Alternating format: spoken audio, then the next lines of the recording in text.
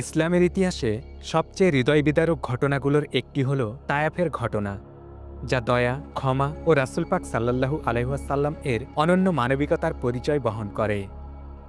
যখন মক্কার কুরাইশরা দাওয়াত গ্রহণে বিরোধিতা করে এবং অত্যাচার বাড়িয়ে দেয়, তখন রাসূল পাক সাল্লাল্লাহু আলাইহি ওয়াসাল্লাম তায়েফের মানুষদের কাছে যান, আশা করেন তারা হয়তো আল্লাহর বাণী গ্রহণ করবে বা অন্তত তাকে আশ্রয় দেবে।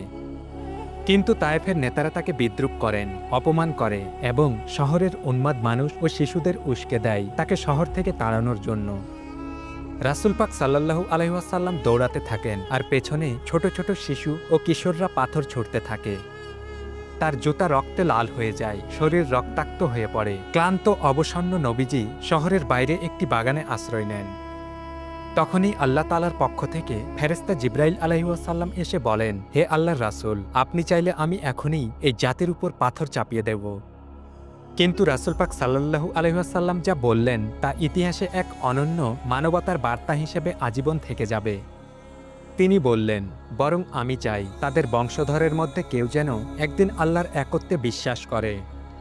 তিনি তাদের জন্য বদদোয়া করেননি, বরং হেদায়েতের দোয়া করেছেন। এই ঘটনা প্রমাণ করে যে মুমিনের চোখের জ্যোতি রাসূলে খোদা কতই না মহান। তাই একটি সুশীল, দয়ালু ও ক্ষমাশীল হৃদয়ই প্রকৃত রাসূলের অনুসারী হতে পারে।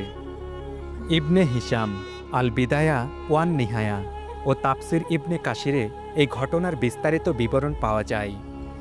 নবীজি পাক সাল্লাল্লাহু আলাইহি ওয়াসাল্লাম কেবল রহমাতুল লিল আলামিন নামে পরিচিত না, তার চরিত্রে প্রতিটি পদক্ষেপে এই দয়ার প্রকাশ। এমনকি তিনি সেই শিশুদের প্রতিও বদদোয়া করেননি যারা তাকে পাথর ছুঁড়েছিল।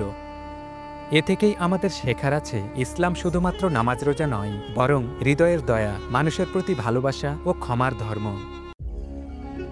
চলুন আমরা সেই রাসূলে খোদার অনুসরণ করি যিনি শত্রুর জন্য দোয়া করতেন। হয়তো তার এই চরিত্রই আমাদের জান্নাতের পথে নিয়ে যাবে ইনশাআল্লাহ।